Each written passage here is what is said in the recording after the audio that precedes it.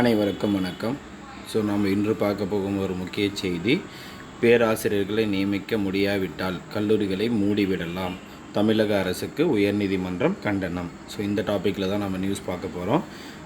நமக்கு பார்த்தினாக்கா ஒரு 4 o'clock வாக்கில் நமக்கு பார்த்தினாக்கா நியூஸ் தமிழ் ப்ளஸ் பார்த்தினாக்கா தந்தி டிவி, புதிய தலைமுறை எல்லா நியூஸ்லேயுமே பார்த்தினாக்கா இதுதான் ப்ளாஸ் நியூஸு. என்ன ப்ளாஸ் நியூஸ் அப்படின்னாக்கா, அரசு சட்டக் கல்லூரிகளில் நிரந்தர இணை பேராசிரியர், உதவி பேராசிரியர்களை நியமிக்க முடியாவிட்டால் கல்லூரிகளை மூடிவிடலாம் அப்படின்னு சொல்லிட்டு தமிழக அரசுக்கு பார்த்தினாக்கா உயர்நீதிமன்றம் கடுமையான கண்டனம் தெரிவித்துள்ளது. இது பற்றி அவங்க சொல்லும்போது பார்த்தினாக்கா பேராசிரியர்களை நியமிக்கவில்லை. தற்காலிக ஆசிரியர்கள் மூலமாக, தற்காலிக பேராசிரியர்கள் மூலமாக தான் கல்லூரி பார்த்தினாக்கா நடந்துகிட்ருக்கு. டோட்டலாக எவ்வளோ வேக்கன்ட் இருக்குது அப்படின்னாக்கா, இணை பேராசிரியர் மொத்தமாக பார்த்தினாக்கா 15 அரசு சட்டக் கல்லூரிகள் இருக்குது. அதில் பார்த்தினாக்கா அனுமதிக்கப்பட்ட இணை பேராசிரியர்கள் எண்ணிக்கை 20. அதில் பார்த்தினாக்கா 19 பணியிடங்கள் காலியாக இருக்குது அப்படின்னு சொல்லிட்டு தமிழக அரசு சொல்லியிருக்காங்க கோர்ட்டில். அதே மாதிரி பார்த்தினாக்கா டோட்டலாக 206 உதவி பேராசிரியர் பணியிடங்கள் இருக்குது. அதில் பார்த்தினாக்கா 70 பணியிடங்கள் பார்த்தினாக்கா காலியாக இருக்குது அப்படின்னு சொல்லிட்டு இதுக்கும் பார்த்தினாக்கா யார் சொல்லியிருக்காங்க, தமிழக அரசு சார்பில் பார்த்தினாக்கா சட்டக்கல்வி இயக்குனர் பார்த்தினாக்கா பதில் மனு சொல்லியிருக்காரு.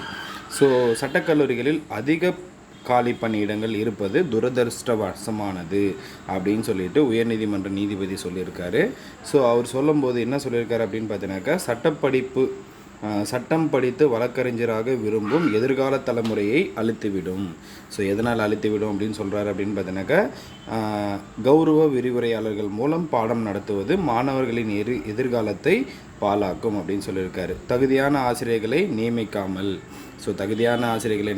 என்ன பண்ணுறாங்க அப்படின்னாக்கா, கௌரவ விரிவுரையாளர்கள் மூலமாக மட்டுமே பார்த்தீங்கன்னாக்கா காலேஜ் நடத்துறது பார்த்தீங்கன்னாக்கா கண்டனத்துக்குரியது அப்படின்னு சொல்லியிருக்காங்க. இது குறித்து பார்த்தீங்கன்னாக்கா வருகிற 15ஆம் தேதி சட்டத்துறை செயலாளர் நேரில் ஆஜராக ஹைகோர்ட் உத்தரவிட்டுள்ளது.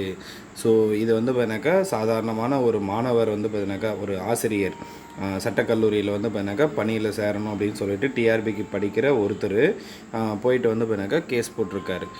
இது பார்த்தீங்கன்னாக்கா இதுக்காக மட்டும் கிடையாது. இதே மாதிரி பார்த்தீங்கன்னாக்கா தமிழகத்தில் இருக்கக்கூடிய ஆர்ட்ஸ் அண்ட் சயின்ஸ் காலேஜ்லேயும் பார்த்தீங்கன்னாக்கா இந்த ப்ராப்ளம் இருக்குது. அங்கேயும் பார்த்தீங்கன்னாக்கா நிறைய கௌரவ விரிவுரையாளர்கள் தான் பார்த்தீங்கன்னாக்கா பணியில் இருக்காங்க. அவங்களுக்கு பார்த்தீங்கன்னாக்கா ஒன்று பணி நிரந்தரம் பண்ணணும், இல்லை பார்த்தீங்கன்னாக்கா எக்ஸாம் வச்சு போஸ்டிங் போடணும் அப்படின்னு சொல்லிட்டு அவங்களும் பார்த்தீங்கன்னாக்கா கேட்டுக்கிட்டே தான் இருக்காங்க.